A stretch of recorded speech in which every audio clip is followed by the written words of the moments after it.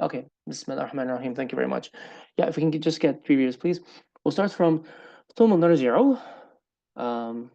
إلى العطايات فنقول and وما ثم مثال أقرب ولا أشبه بالرؤية وتجي من هذا. Yes, we could stop there.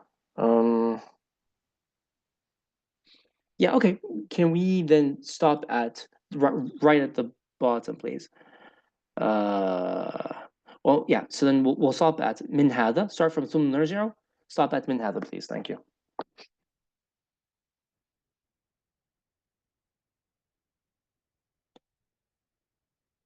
2 or 3 volunteers, please.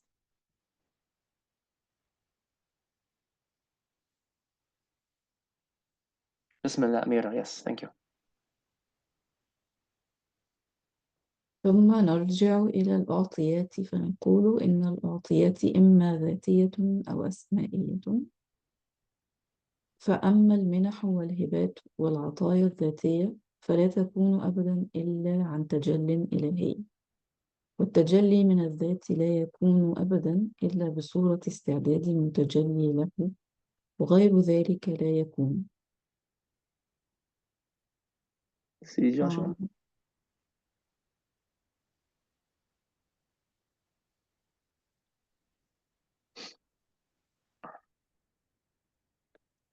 It's a little bit above. If you up a bit. A little bit higher. Okay.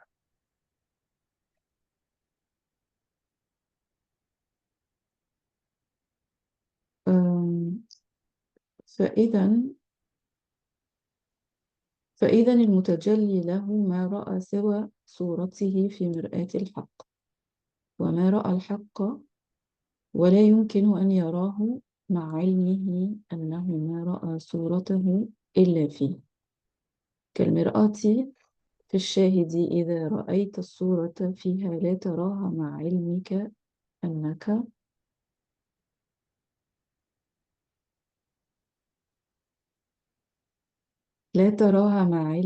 أنك ما رأيت الصورة أو صورتك إلا فيها. Do I stop here? Or... No. You'll stop at من هذا. من هذا. Okay. فأبرز الله ذلك مثالا نصبه لتجليه الذاتي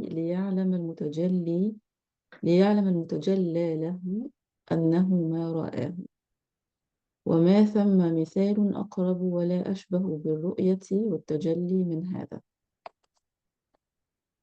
Brilliant. Thank you so much. Next reader, please.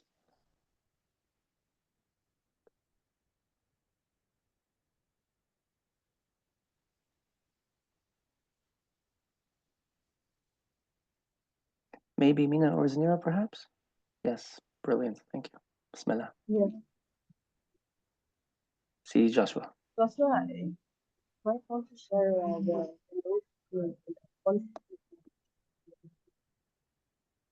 Thank you very much. Wait, you guys, if I move the screen, you can't see it? Yes, correct, yes. Oh, I'm sorry. I'm trying to connect my headphones and every time anyways. Sidi, do you have the document on your screen as well? Yeah, I can share if you want. Do you mind sharing instead so I can try and connect my headphones? Okay. Thank you. Do it.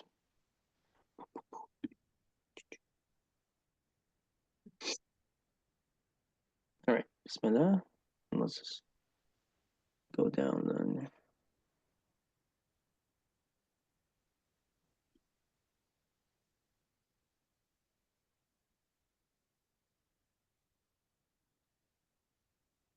Yeah, perfect.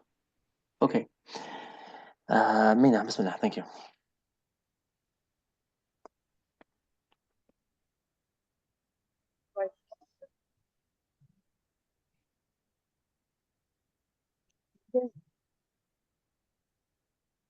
Sorry, I don't think we can hear you.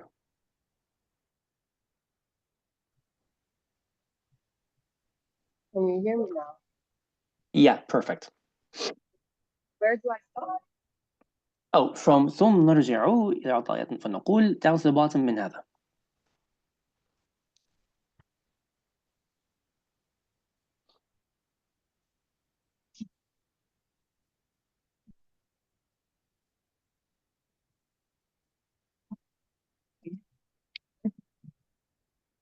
تجلي إلهي. تجلي من الذات لا يكون إلا بصورة. Sorry, man, I think we're having trouble hearing you.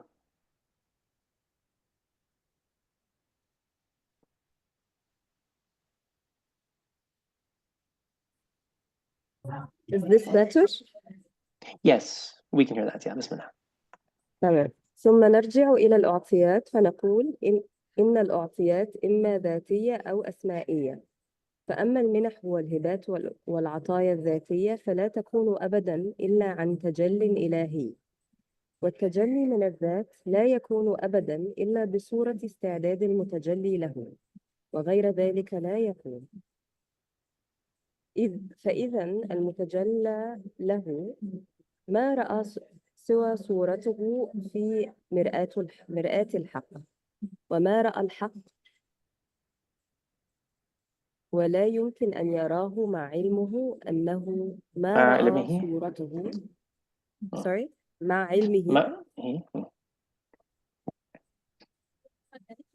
علمه أنه ما رأى صورته إلا فيه. كالمرآة في الشاهد إذا رأيت الصورة فيها لا تراها مع علمك أنك ما رأيت الصورة أو صورتك إلا فيها. فأبرز الله ذلك مثالا نصبه لتجليه الذاتي ليعلم المتجلي له أنه ما رآه. وما ثم مثال أقرب ولا أشبه بالرؤية والتجلي من هذا. This is where I stopped. Absolutely. Thank you so much. Brilliant. Is there a last volunteer? Okay, then let's just begin. Bismillah. Last time, I'm struggling to remember what we did exactly last time because it was quite an intense session, mashallah, and we got a lot in there. Yeah, so last time we were talking about the Sir al-Qadr and the actual meaning definition of the isti'adad and its relation to al-isti'adad. And then we even got into the different degrees and categories of the knowers of God who receive gifts. And then there's the highest one, in particular with regard to knowing one's predestiny and the relationship of that to gifts. I apologize to you guys because you asked me last time what is the meaning of that. So I'll answer that right now. Why do the saints of God need to know their isti'adad, and how does that help them fulfill their function? Because part of their function is to carry out Allah subhanahu wa ta'ala's commands on this earth, and the ones who know their isti'adad with complete clarity or with clarity, they are able to carry out His commands on the basis of knowing what they will receive as gifts in order to carry out those commands. They'll know what they should ask for, and they'll know what they should not ask for. That's what helps them carry out their function, right? So I'll say it again. It is inappropriate for them to ask for things that they know they should not be asking for, or whose time it is not for asking them, or if the situation is not the right situation and it is inappropriate to ask in that situation for the gift that they will need in order to carry out their function. Because all of it goes back to adab, knowing what they should ask for and not ask for, right? So that's what we did last time, right? So with regard to knowing yourself, and therefore knowing what gifts you will receive in order to carry out the wali's function on earth as Allah's Khalifa, and if not as Khalifa, some other rank, right? ثم نرجع إلى العطيات فنقول. So now you've got two types of gifts, which are gifts from the essence of Allah subhanahu wa ta'ala and the gifts of His names. We might call the gifts from His names, we might call it like al-hibba or al-atiyat al-kulliyya, and then you might call the gifts that come from His names al-atiyat al-juziyya, right? You can have these partial names, and you can have these complete names. You can have these complete gifts, or you can have these partial gifts. Now, Sayyidina Ustad Dr. Ali mentioned in the first session what is the distinction between these two names. So, or these two different kinds of gift giving. So I'm going to repeat them, right? If Allah subhanahu wa ta'ala gives to you from His essence, Dhatiyya, then it is as if he's giving you a totality, everything from himself in one go. And the way I see it in the eye of my mind, in my mind's eye, it's like an ain, it's like a wellspring of gifts that's kind of like mixed up together that he just gives to you. But when it's a name of the sorry, but when it is a gift of the name, it's one particular gift. It is a particular gift. Right? That's why it's a partial gift, right? So the gifts of the essence are more powerful than the gifts of the names as I understand it, right? Um, Therefore, this is why the gifts of the essence do not occur except an tajallan illahiyan, which is by a divine tajalli, what we can translate into English as a divine disclosure or a divine self-disclosure, maybe a divine revelation, but I prefer a disclosure. So what is a tajalli and who is the mutajalli, right? And who is the mutajalli lahu, right? So this is one of the most important terms in Sheikh al-Akbar's technical vocabulary, and even in Sufism as well. A tajalli is when Allah subhanahu wa ta'ala reveals himself to you, right? A tajalli is when Allah subhanahu wa ta'ala reveals himself to you. It is the basis on which we are created, and it is the basis on which the religions are created. In fact, he says somewhere else in the Futuhat, and this is mentioned in William Chittick's brilliant book, Imaginal Worlds, you'll find a diagram of this. It's a fantastic diagram. I encourage you guys to look it up. The religions are created on, so you've got like a variety of religions, right?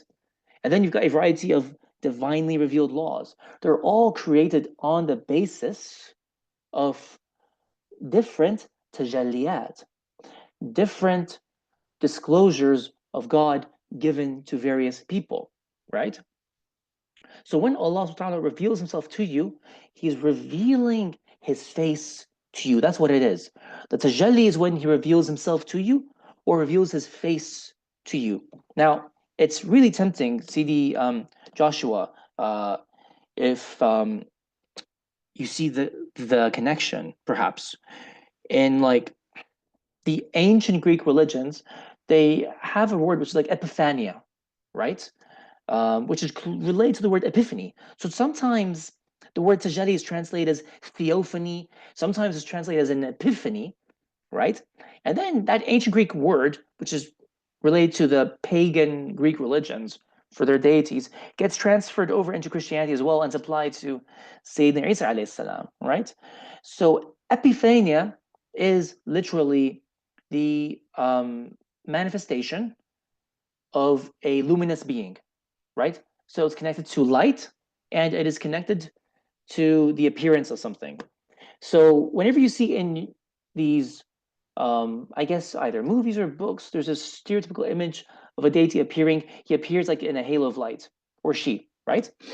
A tajalli could be that, but a tajalli more often than not is invisible. When you talk about in the Arabic language and you talk about Sufism and Islam, a tajalli is often invisible, right? And that is related to the fact that we worship Allah subhanahu wa ta'ala in his invisible form. We don't worship him in his visible form, which are what are called his madahir, right? If anyone wants me to explain more about this, please let me know, because I know the more we talk, the deeper we get into these concepts, and it gets overwhelming. I know, but with time, inshallah, like it gets easier. So it's the invisible tajalliyat, the tajalliyat to the heart, and the tajalliyat to the mind, to the aql, and the tajalliyat to your basira that takes precedence over to any physical tajalliyat, right? Although those two exist. And this is the basis on which religions are created, right? The way Allah subhanahu wa ta'ala reveals himself to one person and to the founder of one religion is not the way he reveals himself to the founder of another religion. right? They are different tajalliyat, right? And so that's one definition of a tajalli. But another definition of a tajalli is that this is a synonym for creation. It is the basis on which Allah creates us. Like quite literally, he says, kun fayakun, and then he shines the light of wujud on us. That's all it is, right? If you go back to what we were talking about in the previous sessions about the ayana thabita, right? They are غير مجعولة, they are unmade. All Allah does is shine the light of wujud on them. He commands them to be, and they are, right? And that shining of the light of wujud on them is a shining of his tajalliyat on them. And thank you so much, CD Petro, of course. Yes, that's a useful reference. He shines his tajalliyat on them, and then they come to be. So that's creation. Creation, quite literally, is just his shining his tajalliyat on the beings. Now,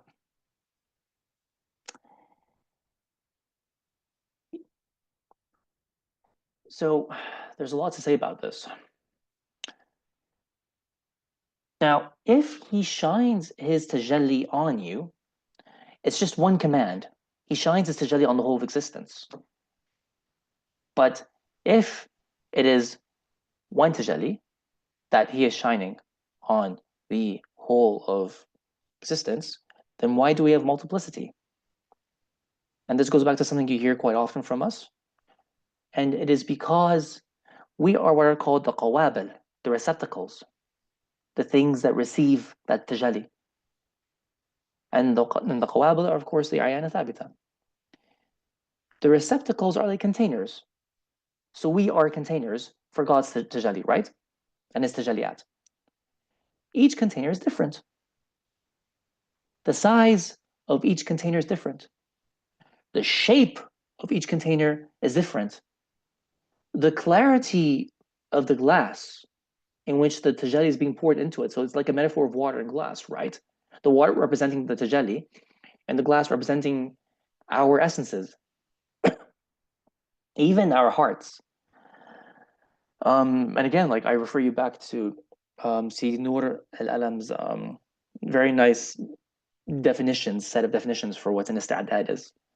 Because the qawab is connected to the ista'dad. The ista'dad is the glass's capacity to take on the water or the tajalli.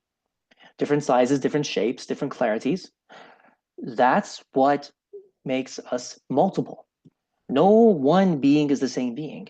And it is for that reason, Fatah is distinct. Fatah is distinct from Tajalli. It's not quite the same thing, no. Like when you get a Fatah, it's a result of your suluk, the progression of your suluk on the path to Allah, and you get gifts from that. A Tajalli is something far more essential. It's something far more essential. It's to do with the way he makes you. Whereas the Fatah is to do with your progress on the path, right?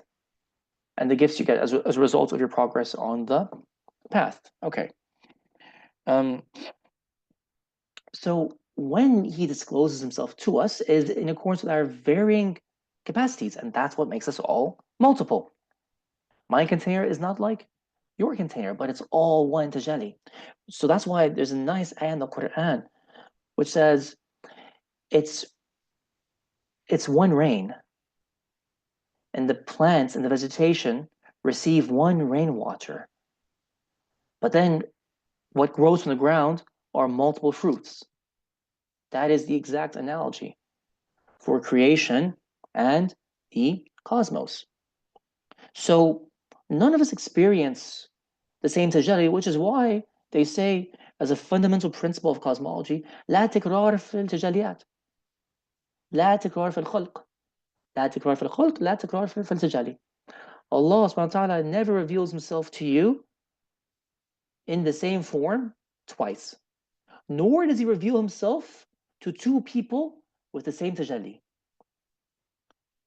So therefore, the way you and I experience Allah subhanahu wa ta'ala is never exactly the same, even if we share the same aqidah. which is like the Aqeedah of Islam in this case, right?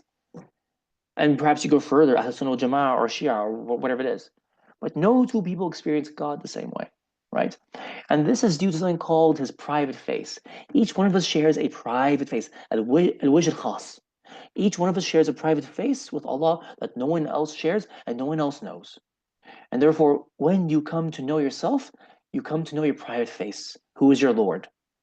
You come to know your private self, you come to know your, sorry, if you come to know your private, wait, if you come to know yourself, you come to know your private face, which is your Lord, and that is also the divine name that is specified for you alone. Because each one of us has a divine name that rules over each individual. And you come to know Allah through that specific name, right? And there's more to say, but I want to carry on so that I don't belabor the topic, right? But this is to do with knowing Allah. You know Him through His tajalliyat, the way He shows Himself to you in His actions in your life and in your dreams and in your spiritual experiences. Those are all tajalliyat. It's all from Him, and all of it is Him. And that's why each tajalli determines the way a certain religion functions. And Abdul Qayyim Jili has a whole book on that and a specific chapter on that, especially. And it also, therefore, determines the face of God that we see, which also determines the way we experience things in our life. Right? So let's carry on. والتجلي من الذات لا يكون أبدا إلا بصورة استعداد المتجلي له or المتجلى له. So, like we were talking about, the size and shape of a container determines the way it receives the water, right? So what that subsequently means is that you never come to know the water as it is in itself. You never come to know the light as it is in itself. You never come to know Allah Ta'ala as He is in Himself. You can only know Him through you. And this is a big to do with philosophy as well. We can't be objective observers of the universe because there's always a subjective element, the instrument, which is us, that is observing the universe. The idea of having 100% objectivity is a fiction. It's a fiction of science. But you can have, of course, relative objectivity. There's no question about that. But to have complete objectivity, where you are detached, a completely detached observer of a detached cosmos does not exist. Because you are an instrument yourself, right? Now, you can only know Allah, as far as we're concerned on the subject, through you, to the extent of your own self, right? And that's why you'll never know Him except to the extent you know yourself. The more you know about yourself, the more you'll know about Him. And the more you know about yourself, the more you'll know about what you'll never know about Him, what you can't know about Him, because of the limitations of your own self, which act as parameters around who and what you are.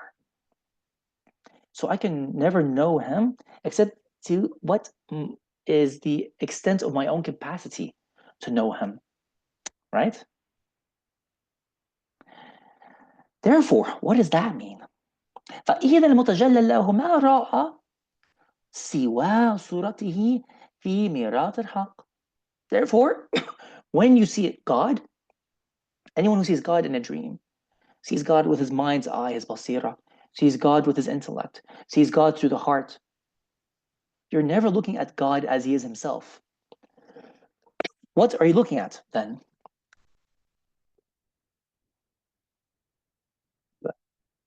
You're looking at your own self. You're looking at your own divine self in the mirror of Allah subhanahu wa ta'ala, in His mirror. You're looking at all, and it is an ajib thing.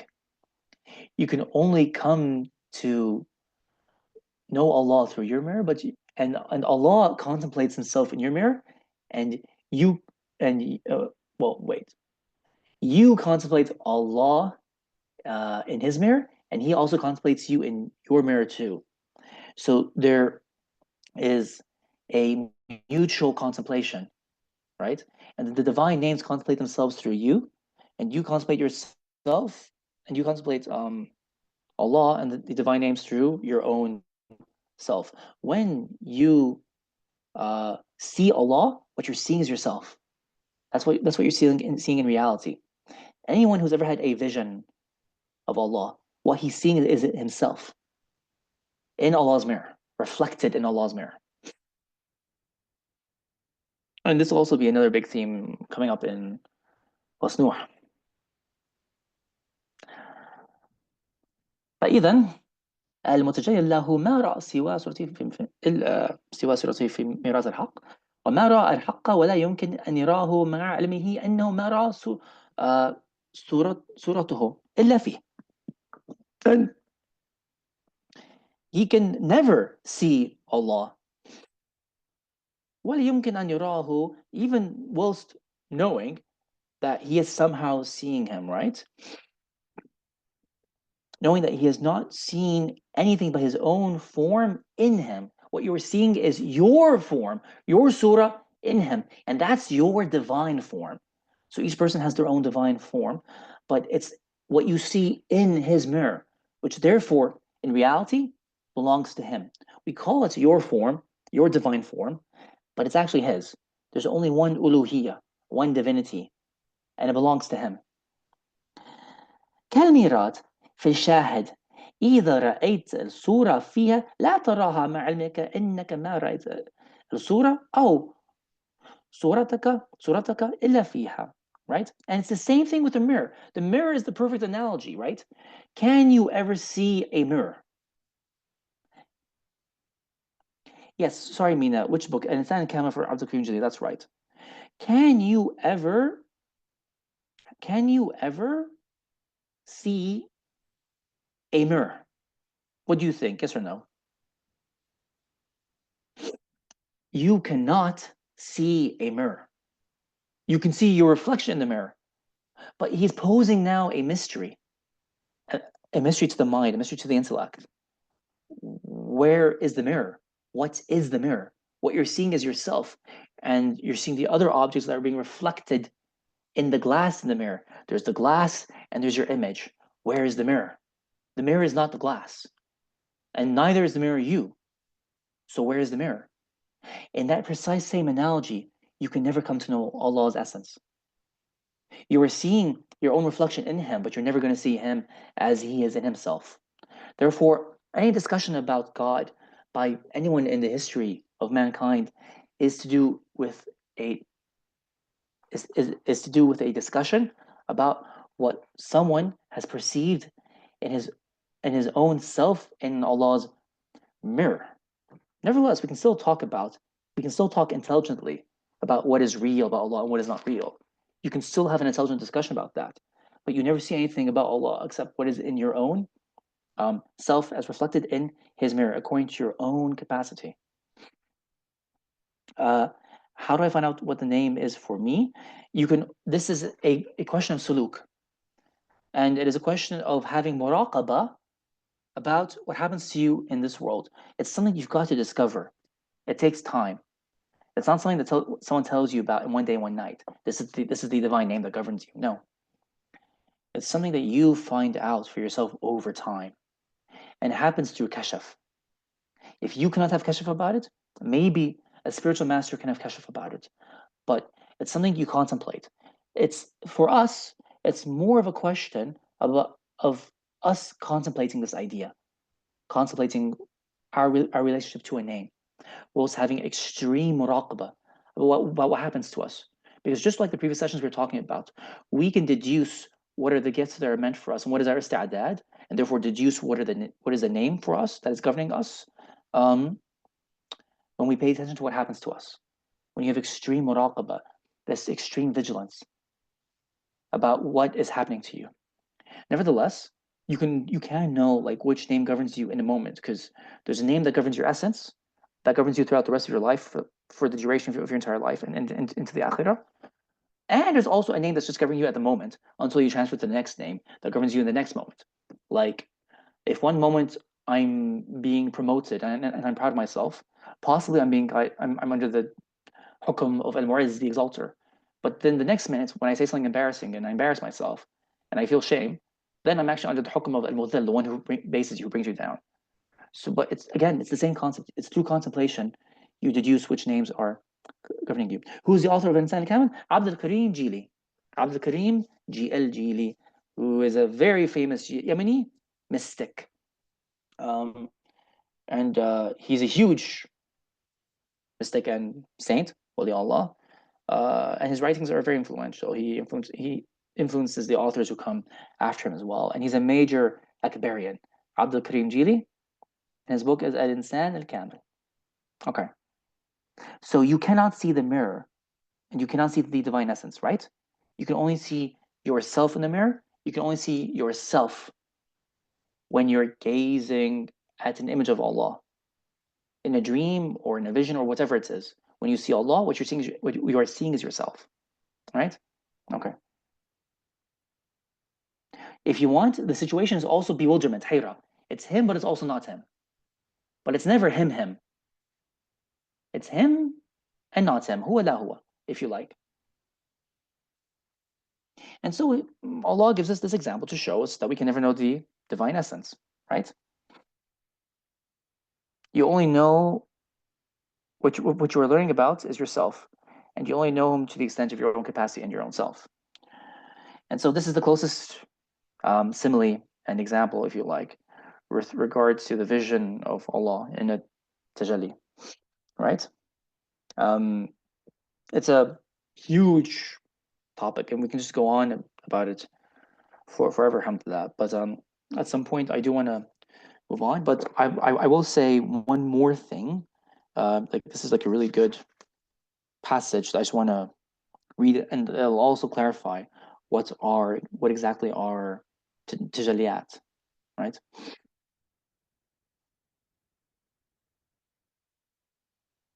So here's the passage from the Futuhat al-Makkiyah. So he says, life is intrinsic to all things, since it derives from the divine self-disclosure, tajalliyat, to each and everything. He created the existent things to worship and know him, and not one of his creatures would know him unless he disclosed himself to it. Then it comes to know him through itself, since no created thing has the capacity to know the creator, as he is himself. Self-disclosure is forever, constant. It happens forever, ever and ever and ever. It can't ever stop. Constant, witnessed by and manifest to all existent things, except the angels, mankind, and the jinn, since this constant self-disclosure belongs only to that which has no rational speech, like all inanimate things and plants. So inanimate things are like minerals and water, and like stars and mountains. As for those things which have been given rational speech and the ability to express what is in themselves, that is the angels, mankind, and the jinn, in respect of their governing spirits and their faculties, for them, self-disclosure occurs from behind the veil of the unseen. Hence, the angel's knowledge derives from God's giving knowledge, ta'rif, while the knowledge of mankind and the jinn derives from rational consideration, nazar, and reasoning, istidlal. But the knowledge possessed by their bodies and by all created things below them derives from the divine self-disclosure. So our own bodies, there's like our intellect, ourselves, and then there's our bodies, the hair on your head, the hair on my own hand, my skin, my nails, and so on. They have their own tajalliyat of knowing Allah intrinsically. And that's the same thing with plants and animals. Sorry, with plants and minerals. But then animals also have a constant witnessing of the divine tajalliyat themselves. That's why they know their Lord. And if you look at the difference between us and animals, it's extraordinary.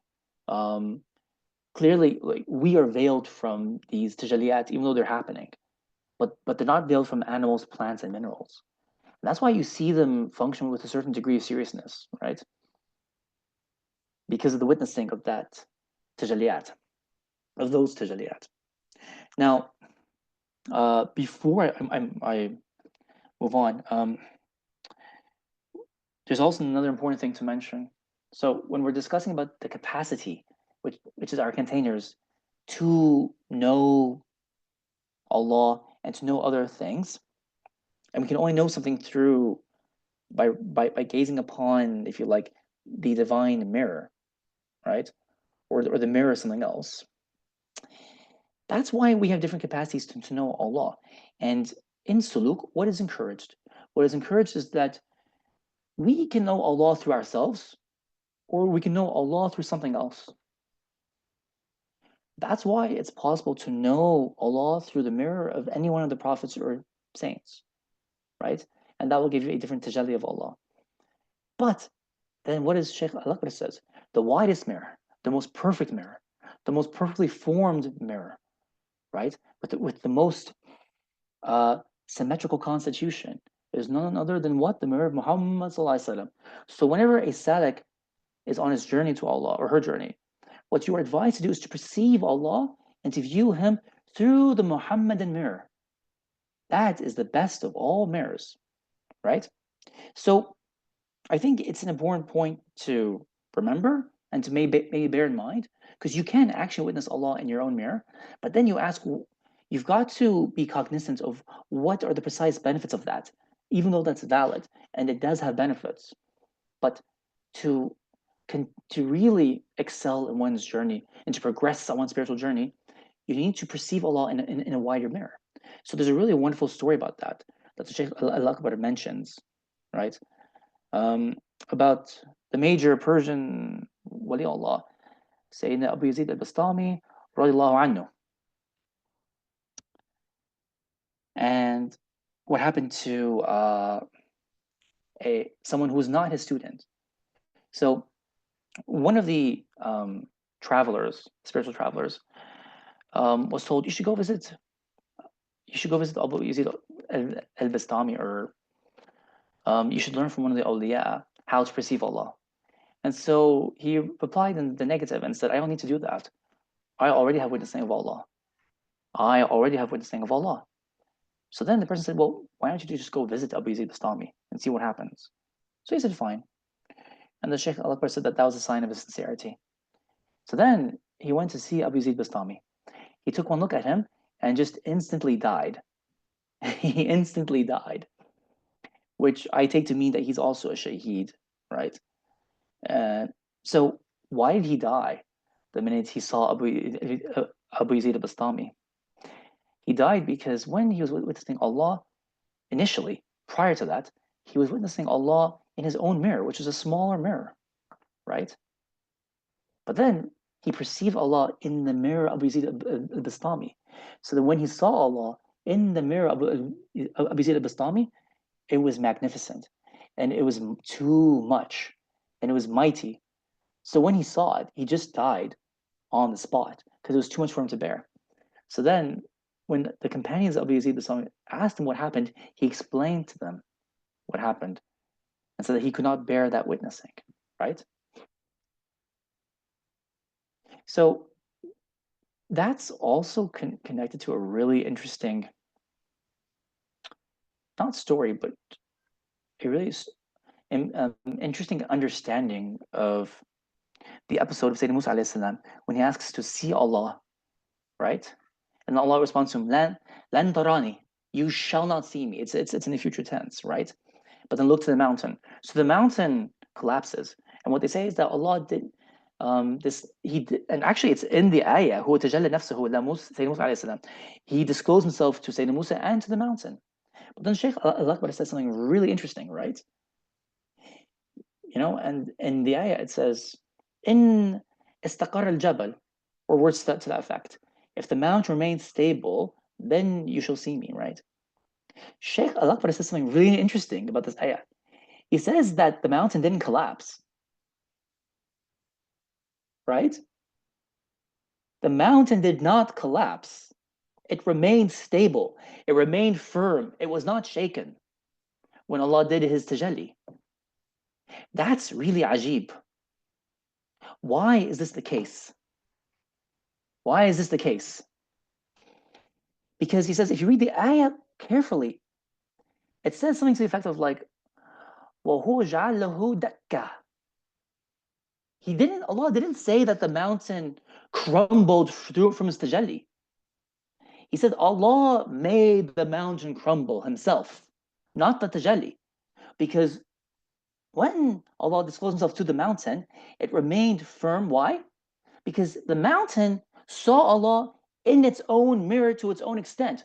When you perceive Allah in your own measure, you don't die, you don't crumble, right? So then what did Sheikh al-Akbar say about Sayyidina Musa alayhi salam? Why did he faint? Actually, he died, actually. He died. If you've taken my class on the biography of Sheikh al-Akbar, Sayyidina Sheikh al-Akbar goes to the sixth heaven and through the other heavens. And he talks to Sayyidina Musa alayhi salam and says, when you fainted, what happened? Sayyidina Musa alayhi salam said, I died. Just like the student who went to Sayyidina Abu Yazid al-Bastami, he died when he saw him, Allah in the mirror of Sayyidina Abu Yazid al-Bastami. What happened to Sayyidina Musa alayhi salam? He saw Allah's tajalli in the mirror of the mountain. Really ajib. Because one of the things that Shaykh al-Akbar mentions is that no one has like a more tremendous tajalliyat than the minerals, the inanimate minerals. They have the most tremendous tajalliyat. So the mountain's tajalli was greater than what Musa alayhi salam had. So when he saw Allah in the mirror of the mountain, he died. He absolutely collapsed, right? And then he saw him. He saw Allah whilst he was dead. Then Allah revived him, resurrected him. And then Shaykh al-Akbar says that, and then Sayyid Musa said, and then I'm one of the ones who does Tawbah, like I return to you after that vision, right? So that's a really extraordinary understanding of that ayah and story. But if there's anyone who wants me to repeat that, I can do it in the chats, inshallah, if you need more clarity. Right. Can we get a couple of readers, please, to go through وأجهد في نفسك I guess up to الفتوحات المكية, and we'll see if we can go further than that, because I'm probably going to leave after about 10 minutes ish. Yes, please, Zanira, bismillah, thank you. And then Isra. Great, thank you. بسم الله الرحمن الرحيم. Sorry, one second. واجهد في نفسك عندما ترى الصورة في المرآة أن ترى جرم المرآة، لا تراه أبدا البتة، حتى إن بعض من أدرك مثل هذا في صور المراية ذهب إلى أن الصورة المرئية بين بصر الرائي وبين المرآة. هذا أعظم ما قدر عليه من العلم، والأمر كما قلناه وذهبنا إليه، وقد بينا هذا في الفتوحات المكية. Zanira, so I just explained all that. So Zanira, can you continue, please? وإذا دقت هذا دقت الغاية, and try to finish up to العجز. Yes, if you can see that. وإذا دقت هذا دقت الغاية التي ليس فوقها غاية في حق المخلوق، فلا تطمع ولا تتعب نفسك في أن ترقى إلى أعلى من هذا الدرج، فما هو ثم أصلا وما بعده إلا العدم المحض. فهو مرآتك في رؤية نفسك، وأنت مرآته في رؤيته أسماءه وظهور أحكامها، وليست سوى عينه. فاختلط الأمر وانبهم، فمنا من جهل في علمه فقال والعجز عن ذلك الإدراك إدراك، ومنا من علم فلم يقل مثل هذا، فهو أعلى القول، بل أعطاه العلم السكوت وما أعطاه عجز. Perfect. Thank you so much. Isra, bismillah, and we'll start from here then. بسم الله الرحمن الرحيم. وأجهد في نفسك عندما ترى الصورة في المرآة واجهد في نفسك عندما ترى الصورة في المرآة أن ترى جرم المرآة، لا تراه أبدا البتة، حتى إن بعض من أدرك مثل هذا في صور المرايا ذهب إلى أن الصورة المرئية بين بصر الرأي وبين المرآة. هذا أعظم ما قدر عليه من العلم، والأمر كما قلناه وذهبنا إليه، وقد بينا هذا في الفتوحات المكية. وإذا دقت هذا دقت الغاية التي ليس فوقها غاية في حق المخلوق، فلا تطمع ولا تتعب نفسك في أن ترقى إلى أعلى من هذا الدرجة، فما هو ثم أصلا وما بعده إلا العدم المحض، فهو مرآتك في رؤيتك نفسك، وأنت مرآته في رؤيته أسماءه وظهور أحكامها وليست سوى عينه. فاختلط الأمر وانبهم، فمنا من جهل في علمه فقال والعجز عن درك الإدراك إدراك، ومنا من علم فلم يقل مثل هذا، وهو أعلى القول، بل أعطاه العلم السكوت ما أعطاه العجز. Beautiful. Thank you so much, Zanira and Asra. Yeah, okay, so we just talked about this, so we're not going to go through it, right? The problem of trying to see the mirror. You cannot see the mirror. It's a philosophical problem. So if you recognize that, you recognize the goal. There's nothing beyond this goal in terms of witnessing Allah, because there's different maratib, levels to witnessing Him. This is the highest one. You cannot go beyond that because you cannot go beyond what yourself, which is just an amazing testament to the level of tahqiq that Shaykh al-Akbar has done on this issue. These are truly the muhaqqiqun, the awliya who verify what the realities are. How does reality work? This is how reality works. They take their knowledge through faith, iman, but they also try to investigate what is reality. And you cannot obtain a divine witnessing higher than this divine witnessing. Okay, so he says, لا تتعب نفسك. Don't bother wearing yourself out and trying to ascend in degrees, right? This is the highest one you can get. Beyond that is absolute nothingness. There's nothing to see beyond that because there's nothing to see beyond yourself, right? You're his mirror and he's your mirror. So, there's a really interesting image. I mean, there's actually a lot of interesting images, but let's just go with this one. The Shia commentator on Sheikh al-Akbar's Fusus, Haydar al-Amuli, described a wonderful image. He's got these fantastic diagrams in his commentary on the Fusus al-Hikam. Actually, we only have like half, or maybe even like we only have like 1/4 of his commentary. The rest is kind of like lost. Imagine an image like this. You've got a candle that's lit in the middle of a room, and then you've got like a series of mirrors surrounding that candle, right? And then you've got mirrors behind those mirrors and mirrors behind those mirrors ad infinitum. That way you perceive the multiplicity of candles, right? Which are really non-existent. They don't exist. They're all ma'adum. There's only one candle, right? There's only one real candle. And so that's how you get the existence of this multiplicity, even though there's only one entity, one ayn, right? And it's an absolutely wonderful image, right? So he says the affair has thus become intertwined and veiled, even confused, right? There is hayra, bewilderment in the affair, and trying to perceive God. How does one contemplate Him and witness Him? So there's even like another example given by my own teacher, actually. So I'll give it here. It's a really wonderful example. That's to do, so the example of the candle is to do with witnessing, right? But who's the actor? There's only one actor in existence. La fa'al illallah. And how do you contemplate that? How do you witness that? That is also the journey of a lifetime. If you want to undertake that journey and reap its fruits, that takes a lifetime of constant vigilance and constant muraqabah. But here is the example.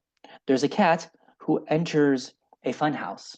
If you guys have ever been into a fun house, and this is a very similar example. And the cat sees a whole group of mirrors surrounding it, different shapes, different sizes. And think of a fun house as well, how weird some of those mirrors are shaped. Some are squiggly, right? Some are round, some are square.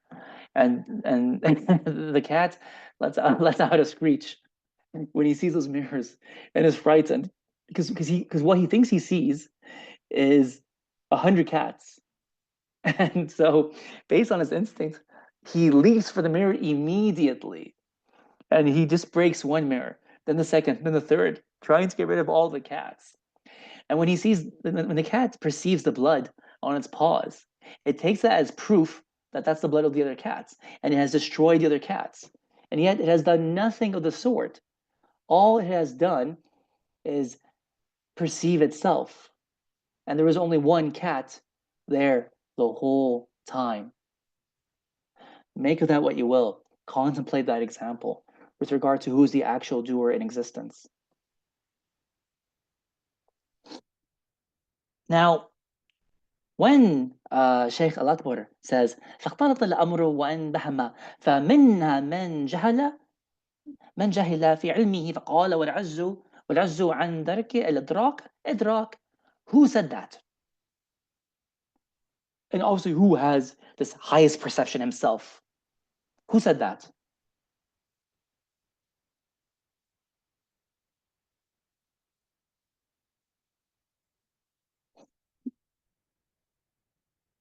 Sorry, Amira. The image of the daraj. What's the image of the daraj? The candle, wala, or the cat, or which image? Sorry. No, there's this sentence a little bit above that Above, says yeah. Yes. فلا تطمع ولا تتعب نفسك بأن ترقى إلى Yes. أعلى من هذا الدرجة.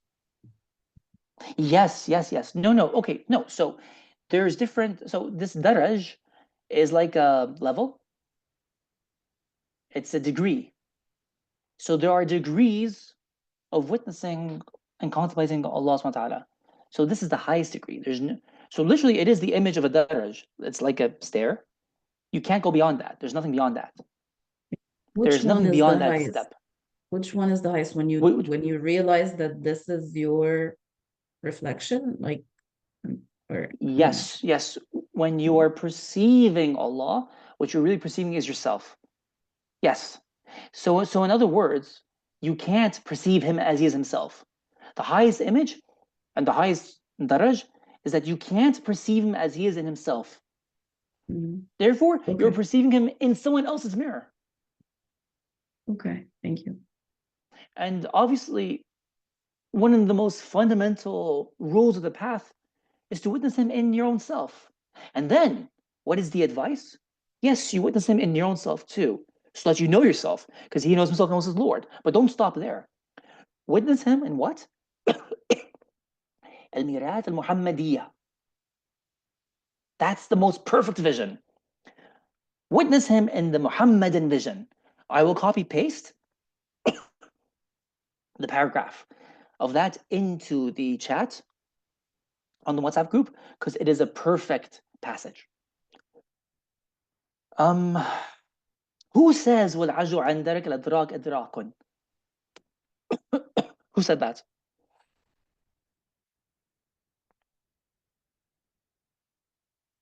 Any guesses?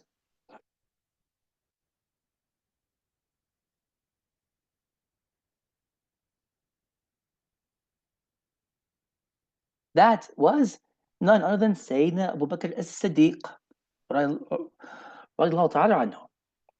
This is like a Siddiqi vision, right? It is the highest vision to know that you can't see and perceive Allah. But your realization that you can't see him is a vision. It's an apophatic vision. That is a kind of vision in itself. And then the Shaykh al-Akbar says, there's no one higher in this entire ummah than Sayyidina Abu Bakr as-Siddiq. That's important to, of course, the Sunni character, Shaykh al-Akbar. There's no one higher than him. But let's put it a different way. There's no one who is better. There's no one better than Sayyidina Abu Bakr as-Siddiq. But there is another maqam that is higher than that maqam. And in order to justify this strange idea, I have to show you another passage in the chat room, right? Because the Shaykh al-Akbar does explain it. It's a weird thing to say, but he does explain it. You can be of a higher maqam, but you're less worthy. So this is the maqam of Sayyidina Abu Bakr as-Siddiq, right? the inability to perceive is in itself a form of perception. That is as much as we can know about Allah, the essence, as He is in Himself. You can't know more than that. More than that, no, it's Adam Mahad. But then He says, وَمِنَّا مَنْ عَلِمَ فَلَمْ يَقُولْ مِثْلَ هَذَا. But there's some of us, one of us actually, there's actually one of us who knows the same thing. But he won't say that. But he's higher. وَعَلَى الْقَوْلِ. And it's a higher form of a higher form of doctrine, a higher form of professment. That's not a word, I think, but anyways. بل أعطاه العلم والسكوت. So his knowledge that grants him that he should remain silent. Exactly what that knowledge gave Sayyidina Abu Bakr as-Siddiq with regard to al-ajzu. وهذا هو عالم بالله. He is the one who knows God the most in the entire world. Who is this one? Who is this person, this being who he knows the most about Allah in the entire cosmos? Who is this one? The Prophet himself? We should say that.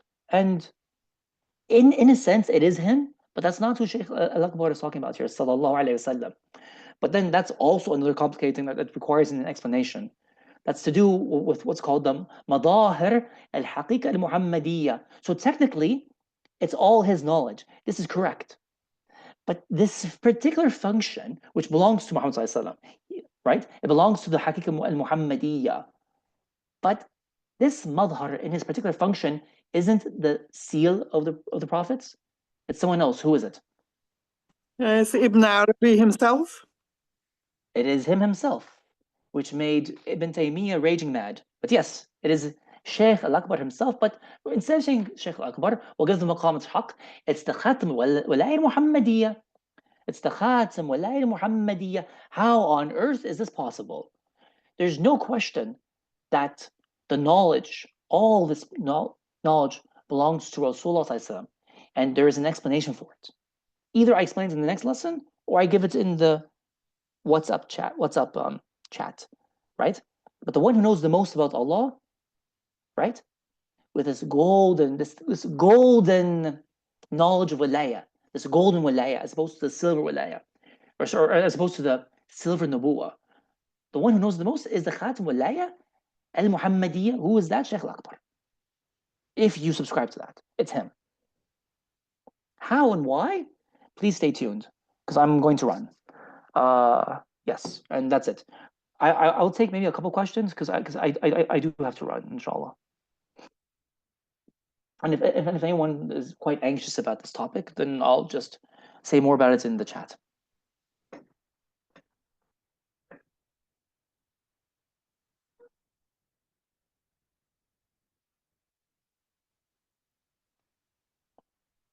I'll also answer this question from Hannah. It's more like the Rasul is the most perfect mirror of Allah, but the whole creation are mirrors of Allah, which is why you'll never perceive the greatest image, the greatest contemplation of Allah, except with Muhammad. That's the way we should say it. But you can still perceive Allah through the things. Yes, that you can do.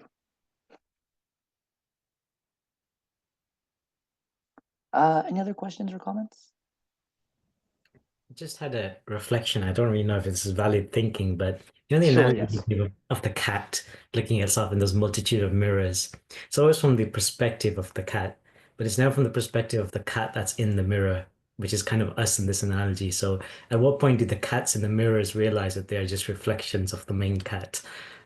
So yeah, like I said, I'm not sure if this is correct thinking, but it was just a kind of thought that I had. Because you're contemplating the analogy. That's a really good question. Allahu Alam. Think about it. Because exactly, we're supposed to be the reflections. There's only one entity. But then go further with the analogy. Can the reflection contemplate the one object it is a reflection of? It cannot. No. Why? Because in reality, the reflection is non-existent. And it is certainly non-existent, especially without the object it is a reflection of in the first place. The minute I step away from the mirror, the image is gone. Yeah. Subhanallah. Yeah. I was thinking about all the inanimate objects, that they are constantly unveiled to the divine self-disclosure. They're witnessing that the whole time. So that would then be like the mechanism of how we see him in creation, in these objects, when we go into the mountains and all the rest of it. So that's what I thought. And then but then Allah, he anyway, I'm going to stop there. That was just a thought. Yeah. Because you got to go. You know what? Yeah, you know what? Sure thing. No, thank you so much. Keep putting it in the chat room. It's like when you have like this mystical experience with nature, as people are often want to do, right? And you connect to nature, the things you see in nature, whether it's a hill, tree, mountaintop, right? And you actually connect to it. What does that connection give you? And what do you perceive in that natural object? It is extraordinary, isn't it? And the experience of it is extraordinary. Yes, Zanira. Actually, so we'll make Zanira the last question then. Thank you so much. Zanira, or yes. Subhanallah, there's so much to take in. Jazakallah khair. It was really, really, I don't know, heart-opening. So I was just wondering about like what you said about minerals being like, I don't know, maybe the most, would you say like thabit? I don't know, that's just the word that's coming to me in terms of like when I think of rocks or stones or something whose structure, like molecular structure is really, like stable, really, I don't want to say immutable, but I mean, I guess that kind of connects to the Ain Thabita, but it's just, it doesn't change as easily as, like if you think of carbon or a diamond, it doesn't change as easily as or quickly as our molecular structures might be changing, especially as we age and all of that. So yeah, I was thinking about what you think about this new age practice of using crystals for like specific crystals for specific things to tune into certain energies. And that's just what I was reminded of when you said that minerals have perhaps the most, I actually forgot what kind of the jelly you said. Yeah. I cannot comment on what happens when we fuse crystals because I know nothing about it, right? But if that practice, let's call it a practice, leads to some kind of opening where you're perceiving the reality of those minerals and plants, one ought to be warned because that sounds very powerful to me, and that's very extraordinary. Imagine you can contemplate the actual inner reality of a plant or mineral. You know what? Like, actually, when someone does khalwa, and you start having these openings, the mineral kingdom, and then the plant kingdom, and then the mineral kingdom, and then the plant kingdom, and then the animal kingdom open themselves up to you, and you're supposed to ignore them. But when you do, they offer up to you their secrets, and they have secrets for sure. I don't know what fusing crystals will do, but definitely these rocks have a lot to tell us, 100%, and they have asrar. They definitely have asrar, 100%. Yes. And then you said something interesting, Zanira. William Chig is of the opinion that it's actually, the stars, they're also called a Najum al-Thawabit or Najum al-Thabita. William Chig is of the opinion that Ibn Arabi means to use the fixed stars as an analogy for the Ayan al-Thabita.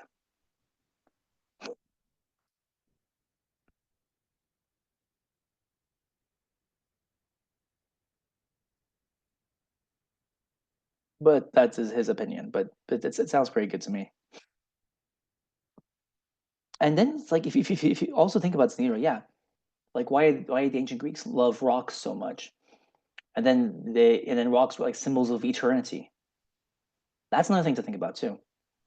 So I'll just leave it at that because this topic is endless and there's a lot to say about it. If you want to ask me any questions, please ask me in the chat room and we'll talk more. And otherwise, thank you for being a beautiful, wonderful audience, and I'll see you next time, inshallah. Assalamu alaikum warahmatullah. Thank you. Bye-bye. Walaikum salam. Alaikum salam wa rahmatullah. Wonderful. Thank you. Bye. Alaikum salam.